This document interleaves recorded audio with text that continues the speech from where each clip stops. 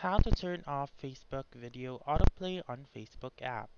So the first step is by opening your Facebook app and then go to your menu found on the lower right corner of the screen. And then scroll down until you can see settings and privacy and click on settings.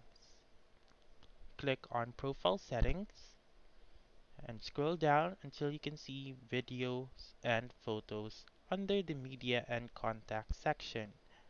Click on videos and photos. Scroll down until you can see the autoplay section.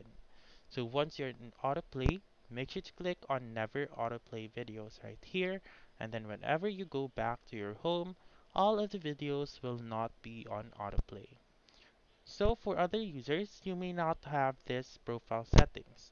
So what you will do is simply scroll down directly and look for videos and photos, and again, simply follow the steps that I mentioned. So that's it. That's how you can turn off Facebook video autoplay on Facebook app.